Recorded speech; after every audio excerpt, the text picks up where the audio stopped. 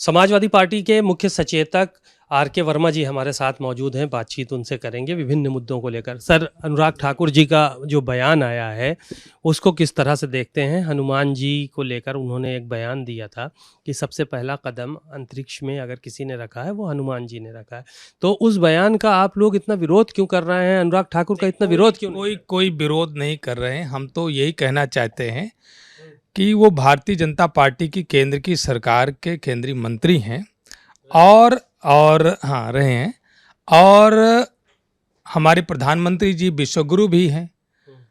तो वो पूरी दुनिया को ये क्यों नहीं बताते कि चांद पर पहला कदम जो है नील आर्मस्ट्रांग ने नहीं रखा था? उसको क्यों नहीं बदलवाते? ये विश्वगुरु हैं। अगर ये बात सही है, छात्रों को जो पढ़ा रहे थे, अगर हमने पीडीए पाठशाला चलाई तो गलत पढ़ाया। ये छात्रों को कुछ भी पढ़ाएंगे तो वो सही पढ़ाएंगे।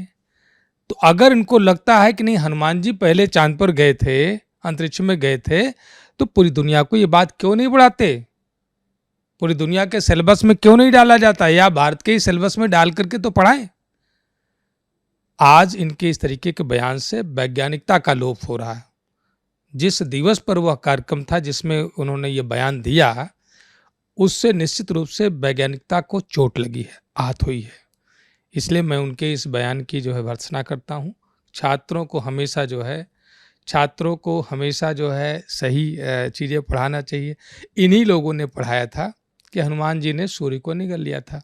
शायद इन्हें पता नहीं था कि सूर्य पृथ्वी से 109 गुना ज़्यादा उसका रेडियस है, और 13 लाख पृथ्वी सूर्य के भीतर समा सकते हैं, इतना आयतन है। और द्रव्यमान जो है 3,30,000 गुना ज्यादा है। और हमें क्या क्या पढ़ा गए। तो अनुराग ठाकुर जैसे लोग इस देश में भारतीय जनता पार्टी के बैनर तले राजनीति कर रहे हैं, और देश को इस तरीके से भ्रामक सूचनाएं देकर के उन्हें भ्रामक ज्ञान देने का काम कर रहे हैं।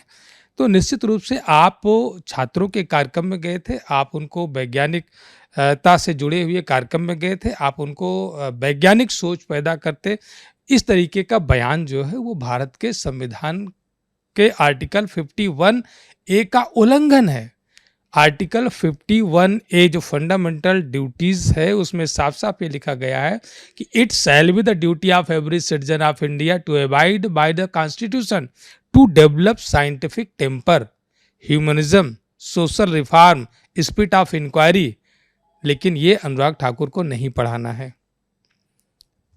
एक सवाल ये था कि रामभद्राचार्य जी का जो बयान आया था उसके बाद सोशल मीडिया को पे बहुत सारी चर्चा रही। प्रेमानंद जी महाराज को लेकर उन्होंने संस्कृत वाले बयान दिया था।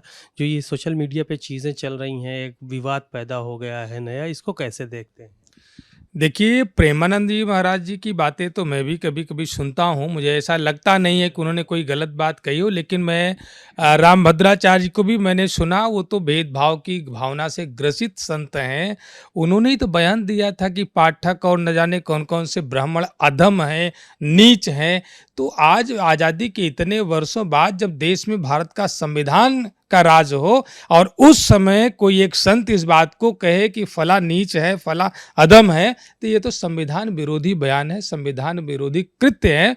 मुझे लगता है कि रामभद्राचार्य की दुकान फीकी पड़ रही है, इसलिए दूसरे संतों पर इस तरीके की टिप्पणियां कर रहे हैं। एक सवाल था पूजा पाल को लेकर। पूजा पाल आपकी पार्टी में नहीं है, निकाल दिया गया उनको, लेकिन उनके जो निकालने के बाद जो विवाद पैदा हुआ वो ख़त्म नहीं हो रहा। रोज़ाना बयान आ रहे हैं, कभी वो बताती हैं सपा के लोग जान से मार सकते हैं। भारतीय जनता पार्टी की तरफ से भी तमाम बयान आ रहे हैं कि दलितों का, पिछड़ों का अपमान कर दिया आप लोगों ने।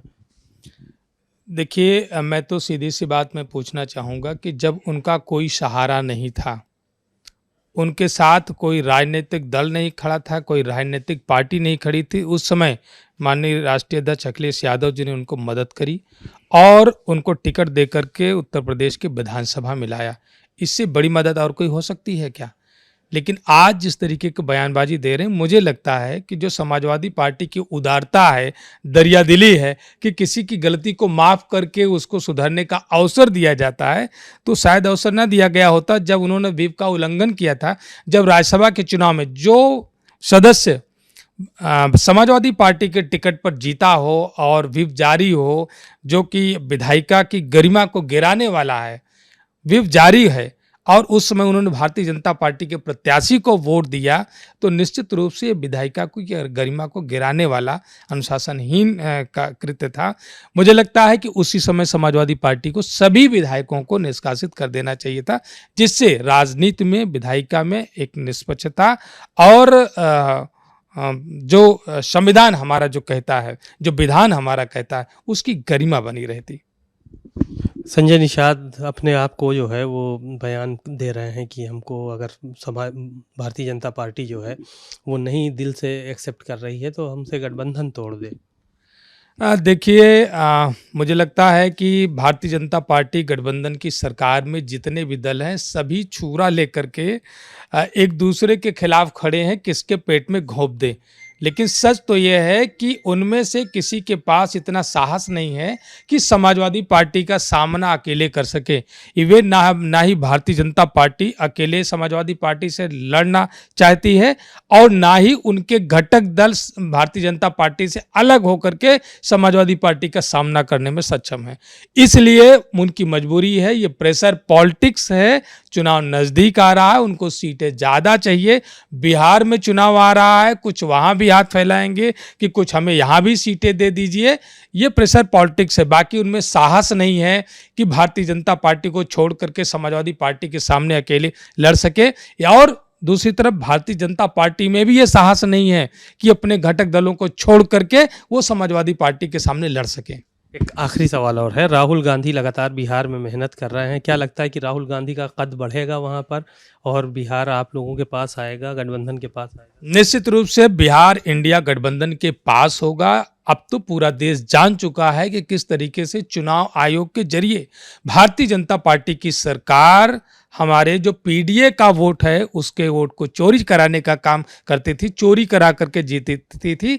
तो मैं तो सीधे कहूंगा कि वोट चोर कुर्सी छोड़। निश्चित रूप से यह बिहार की जनता आप कह रही है। अब बिहार की जनता यह कह रही है, उत्तर प्रदेश में भी यही होगा। 22 में हम लोगों ने चूक कर दी, 22 में जो हम लोगों का वोट चोरी हुआ, हम लोगों ने उस समय दृष्टि नहीं डाली। 18,000 ऐसे मतदाता जिनका मत होना चाहिए था, जिनको एफिडेविट के साथ माननीय राष्ट्रीय अध्यक्ष जी के द्वारा आयोग को भेजा गया, और आयोग ने उस पर कोई कार्रवाई करने के बजाय झूठ प्रलाप करने का काम कर रहा। तो निश्चित रूप से भारतीय जनता पार्टी चाहे जितनी अपनी बी टीम बना ले, लेकिन 2027 में उत्तर प्रदेश से और ये आने वाले चुनाव बिहार से भारतीय जनता पार्टी को भागना ही पड़ेगा। शुक्रिया बहुत बहुत। कैमरामैन अरविंद के साथ सीमा अब नकवी, भारत समाचार, लखनऊ।